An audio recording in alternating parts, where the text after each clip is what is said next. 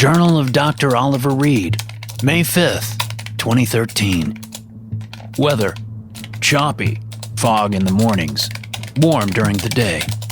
I know, I've missed a couple of days since my last entry. Sue me. It's day 15 of this expedition, and we've still got squat to show for it. That's what we get for conducting an oceanographic survey of the sea floor in a well-trafficked area. French scientists had mapped out this part of the ocean decades before we showed up. Sure, maybe more modern equipment would give a slightly more precise understanding of the topography, but that was hardly worth shelling out a private expedition for.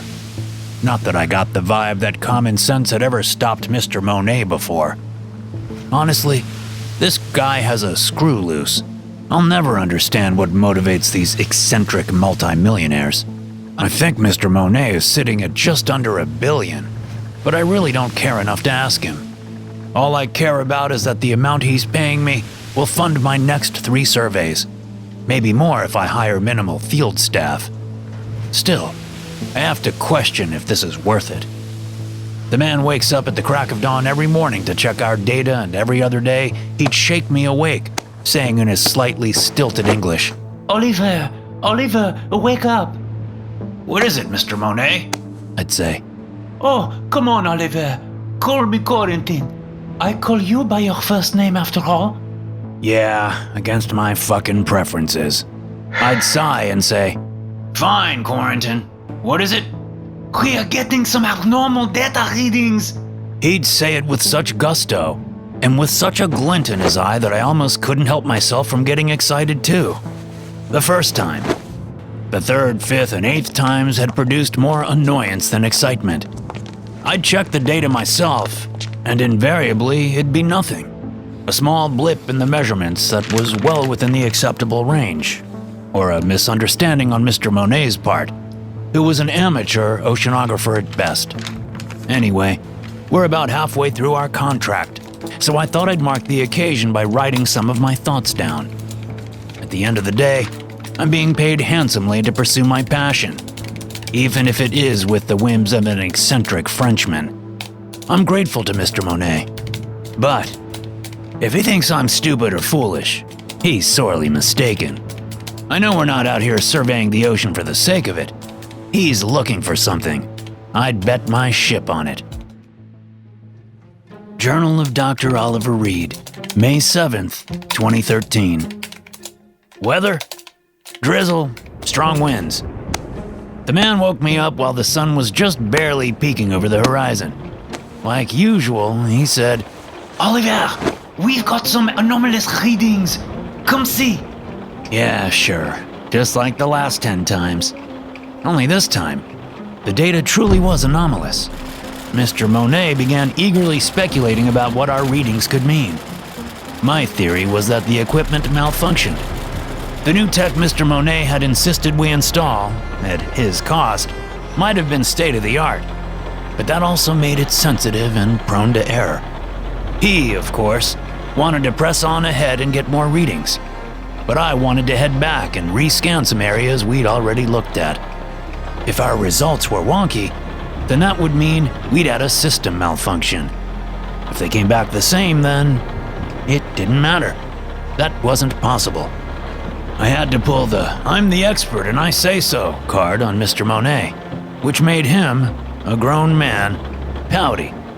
But he eventually agreed to temporarily turn back. I'm not going to waste ink describing the anomalous data. There's no point in describing faulty data from a system malfunction. Journal of Dr. Oliver Reed, May 9th, 2013. Weather: drizzle continues, but the wind has died down. Something incredible happened as we made our way back to our previous surveying area. I debated whether or not to record what happened at all. I'm worried that anything I write down will be used against me as part of a criminal proceeding brought against me by the French government. But I really need a way to sort out my thoughts, and Mr. Monet is no help at all, with his secret smiles and coy winks. Okay, here it goes. At some point, we were approached by a destroyer-class ship flying French flags. It appeared suddenly and moved fast. The part that scared the fuck out of me was that they didn't bother to hail us. That had never happened before. Navies, if they approached you, always radioed you. Instead, Mr. Monet took charge of our radio and hailed them, speaking in rapid French.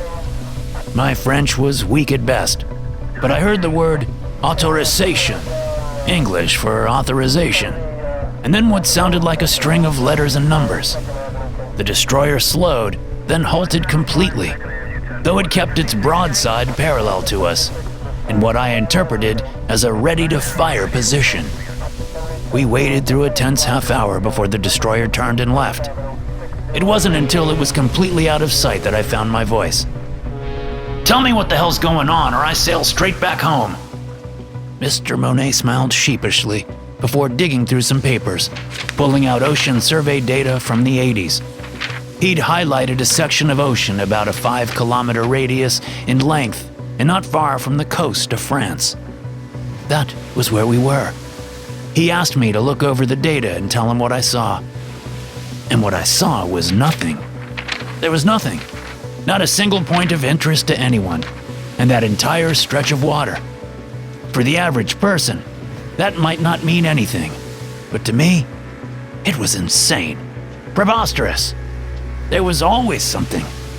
A ridge formed by plate tectonics of interest to geologists, a coral reef, signs that the ground beneath held oil. Perhaps it was an area in the migration path of a species of interest. This had none of that. How did you discover this? Mr. Monet smirked. Trade secret, I'm afraid. But I looked into it, and I learned that my government apparently patrols this area quite frequently. Ships mysteriously vanish nearby. More likely, they're destroyed by our navy. I used my influence to secure safe passage to this supposedly featureless stretch of ocean. That's what I was saying to the destroyer. His incredible confidence was admirable, at least. We were lucky they hadn't decided to simply open fire. What are we looking for? I asked. I don't know, Mr. Monet said. But we have just about every piece of surveying equipment known to man on this boat, so I have no doubt we'll find it, whatever it is. Let me tell you, I considered turning us around right then and there. What we were doing was foolhardy and dangerous. But I had gone into this field partially because I have an adventurous spirit, and whatever the French government was hiding here had to be huge. I let my curiosity get the better of me. Journal of Dr. Oliver Reed, May 11th, 2013. Weather: fair, a gentle breeze and warm sunshine. It hardly seemed necessary now that I knew Mr. Monet's real reason for being here, but we still double-checked that our instruments hadn't malfunctioned. Needless to say, they hadn't. That meant our initial readings had been accurate. We've taken a few more for good measure since then, so let me attempt to lay out what, to the best of my knowledge, they mean. At first, we found a smooth section of the ocean floor that descended at a mild incline towards the central point within the area Mr. Monet had marked out on the map. This initially indicated to me that there was an undiscovered gorge or chasm in the area. But suddenly, a few kilometers from the epicenter, our sensors indicated that the seafloor had suddenly risen 50 meters. While I was still struggling to figure out what the hell kind of natural phenomena could create a reading like that, we got an even more bizarre set of data. Past the wall, there was these structures. Some ended in points, but others were flat and rectangular. The heights varied from as little as 10 meters off the sea floor to as much as 70 above. Nature didn't do rectangles, rounded edges, points, even the odd sphere or hexagon, but never rectangles. It looked almost like a geometric coral reef. I remember staring at the numbers, my brain unable to process what it was seeing. Mr. Monet sat across from me at the table I'd been working at. I have my theory, but you're the expert, Oliver, he said. Gun to your head. What do those readings look like to you? Aye, He'll think I'm crazy. He laughed. I very much doubt I will. It looks like buildings. A man-made settlement. But that's impossible.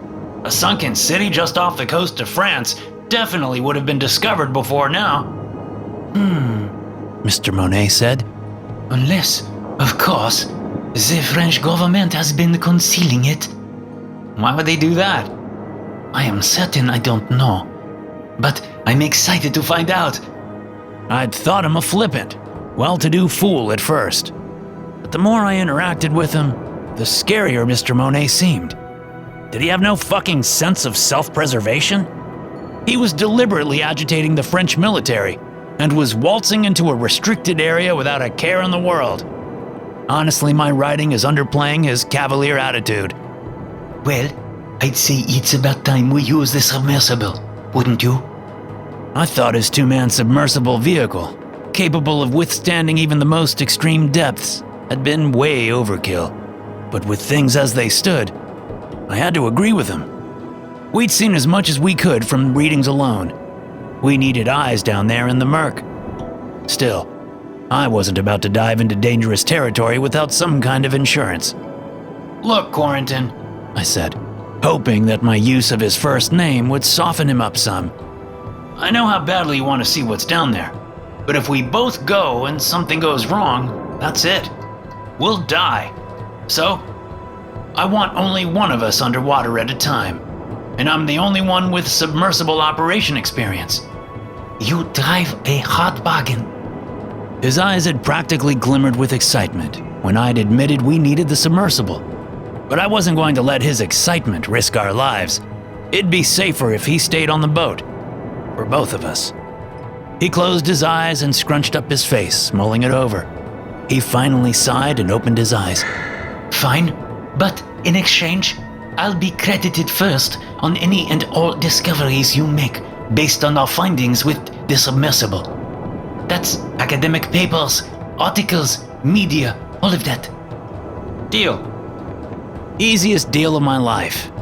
He could have the media spotlight, and I trusted the academic community to figure out who the brains of the operation had been.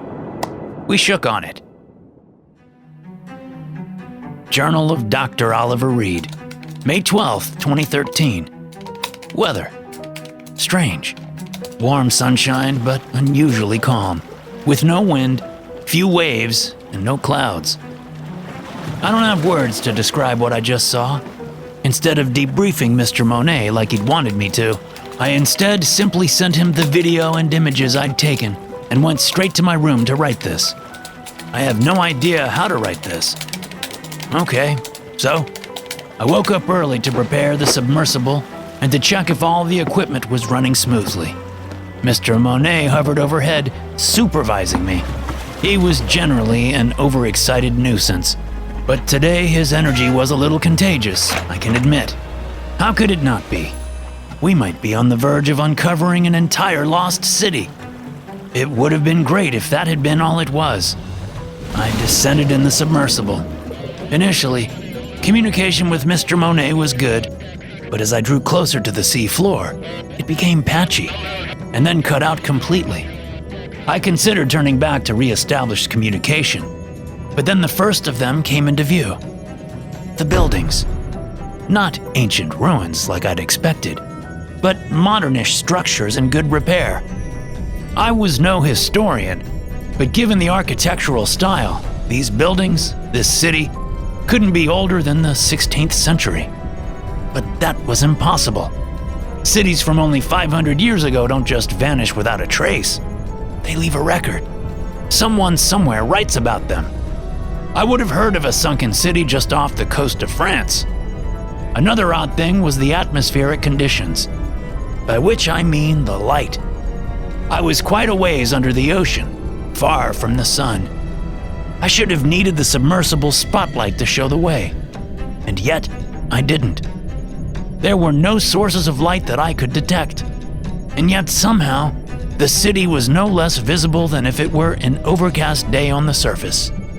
And if these buildings had truly spent around 500 years underwater, then they were in impossibly good condition. The entire city was surrounded by a high dike, which I surmised had been the thin ridge our instruments had detected from the surface.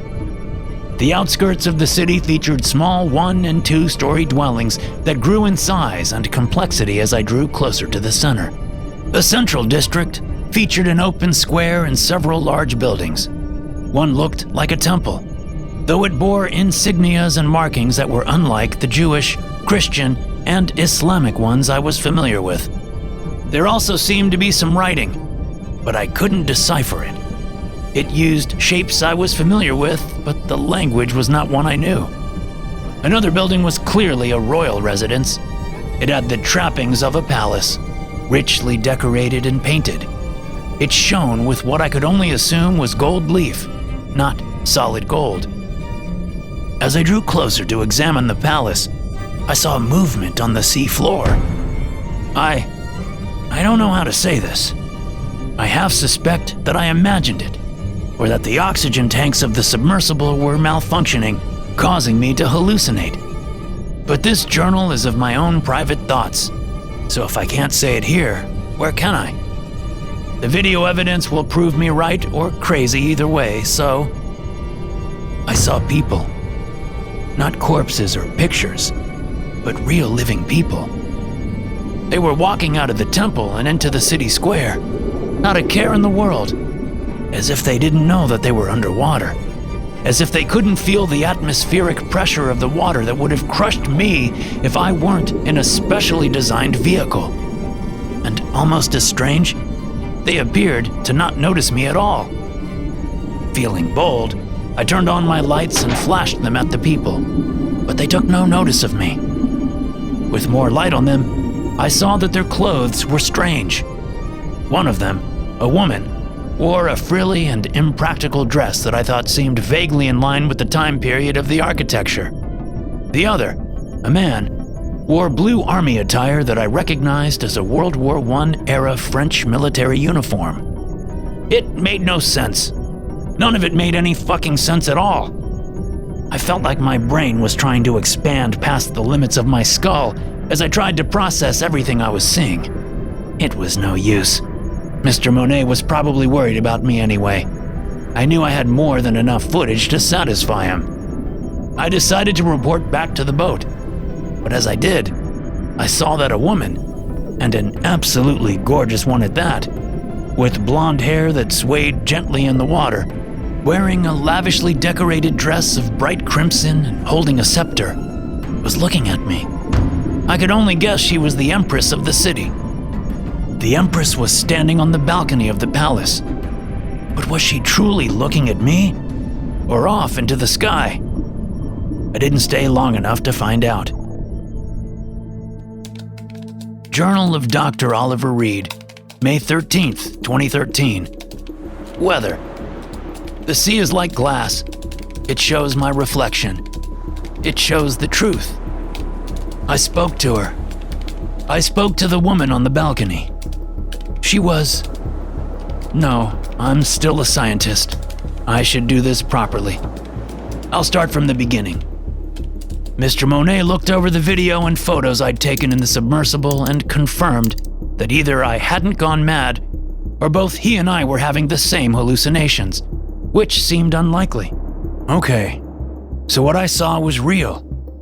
He printed out several stills of my dive. Okay, so I'm putting aside the obvious question of how any of this is possible for now. I don't think we'll come up with an answer for just one video, agreed? He said. I nodded. All right, he said, shuffling through a stack of images and thrusting one towards me. This language, I'm not certain, but I believe it's a Celtic language. Breton, if I'm not mistaken, though it's not a dialect I recognize. How do you know? I asked. Well, Oliver, I have a life outside of business, you know. You aren't the only one here who went to uni.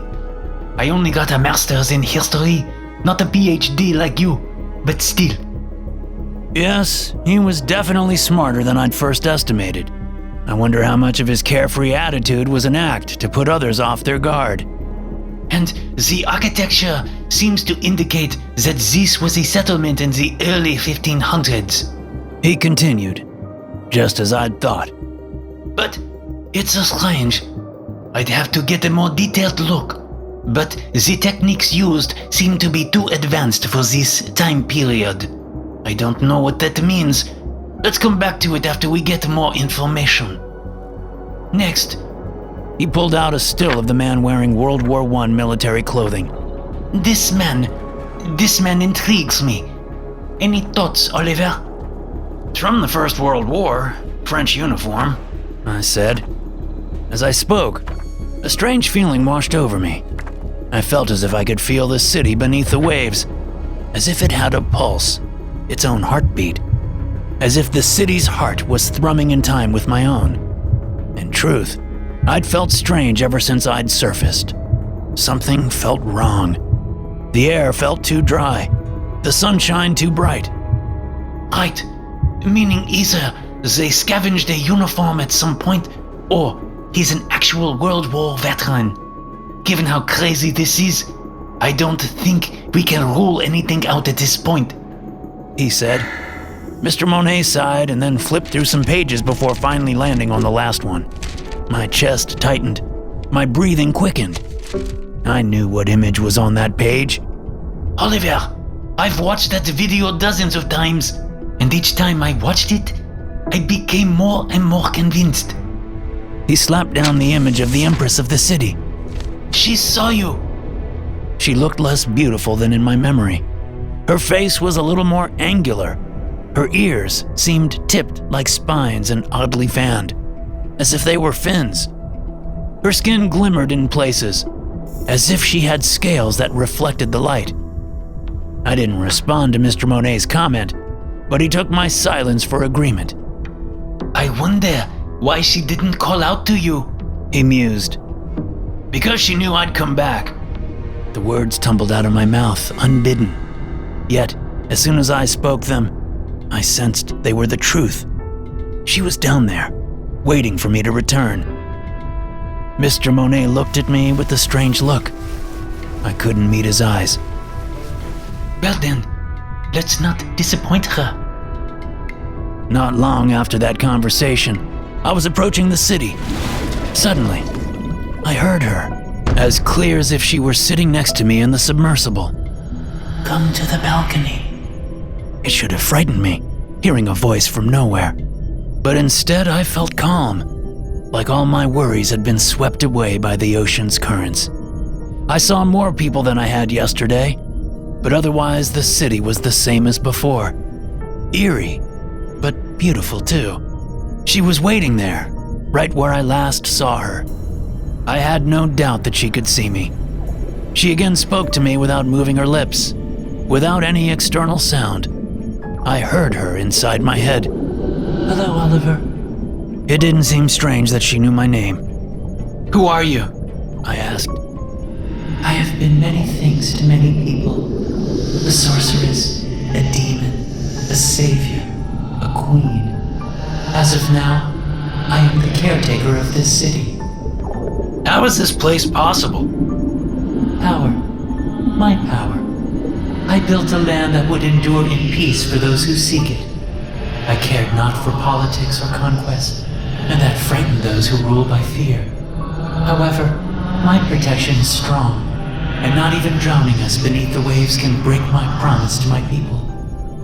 We let a silence pass between us. I observed the people walking through the streets below, carefree and seemingly happy. I felt a flash of jealousy, but I remembered the French soldier and became worried.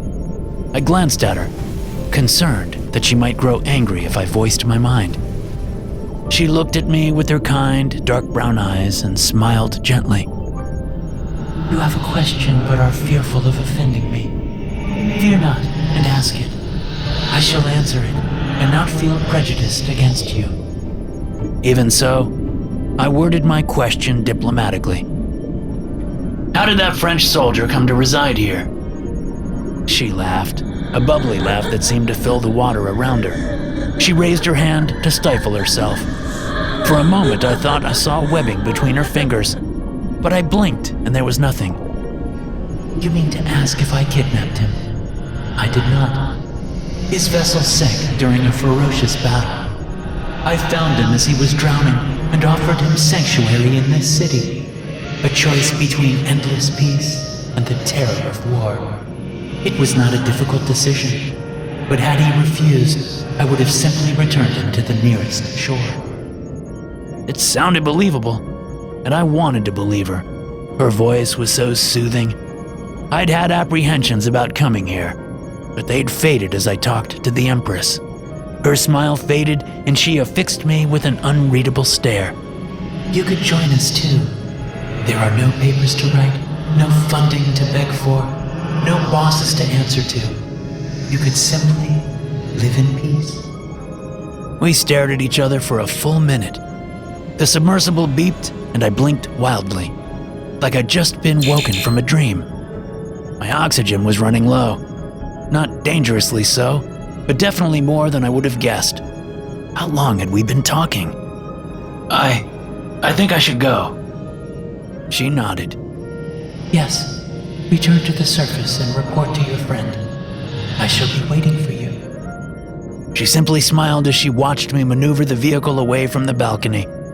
I felt her eyes on me, even as I left the city and resurfaced. Her words echoed through my head. You could join us too. Over and over. Journal of Dr. Oliver Reed, May 14th, 2013. Weather, same as yesterday. I'm sorry. I have to go back. I have to see her again. Goodbye. SCP-1069-1 is a submerged city 3 kilometers off the coast of Redacted, France, at a depth of approximately 220 meters. SCP-1069-1 covers an area of approximately 4.8 square kilometers and is surrounded by a high dike constructed of bronze and redacted, indicating that it may have once been a coastal city. Dating of recovered artifacts and materials indicate that SCP-1069 is at least 1,500 years old, and surveys of the intact sections of the city indicate that it would have been one of the largest cities of its era, in addition to containing architecture and high-strength construction that exceeds the technological capabilities of any known civilization of the time. Recovered artifacts have also revealed written script belonging to what has been tentatively identified as a previously unknown Breton or Brythonic language. Extensive analysis of the city's buildings has revealed damage consistent with a large-scale tsunami and subsequent flooding. Due to a lack of damage to the city's exterior dike, it is unknown precisely what this event entailed, as a wave of sufficient height to crest the walls would presumably have been of sufficient magnitude to result in far more catastrophic damage to the city itself. SCP-1069-2 is a population of intangible human entities inhabiting SCP-1069-1, currently estimated in excess of 78,000 individuals. These individuals appear to be dressed in clothing from a large cross-section of historical periods, so far determined to be as early as 500 AD and as recent as World War II-era military dress, and have been observed engaging in activity consistent with those of 5th century city life. Instances of SCP-1069-2 do not appear to be able to perceive or otherwise acknowledge the existence of living human subjects, even when attempting to communicate directly with particular instances. SCP-1069-3 is a specific female humanoid entity within SCP-1069-1, consistently described as having regal composure and being dressed in clothing consistent with that of 5th century nobility. SCP-1069-3 is capable of communicating and conversing with particular personnel, especially those with high levels of extrasensory sensitivity. SCP-1069-3 does not appear to be hostile or dangerous to Foundation personnel, but multiple personnel have described seeing unusual piscine or delphine features, such as fins or a tail, when SCP-1069-3 is in their peripheral vision, and on several occasions been the target of attempts to convince personnel to live within the city. SCP-1069 was discovered on date redacted by a civilian archaeological expedition attempting to locate and explore underwater ruins near redacted. Foundation agents embedded within the expedition called for backup following the disappearance of 3 civilian team members during initial contact and exploration. A containment team was successful in securing SCP-1069, and all surviving expedition members were administered a Class A amnestic and given a cover story. Hey guys, thanks for listening. Be sure to subscribe to the podcast for more SCP stories like this one. You can also check out some more episodes from the SCP Experience podcast here. I'll see you in the next one.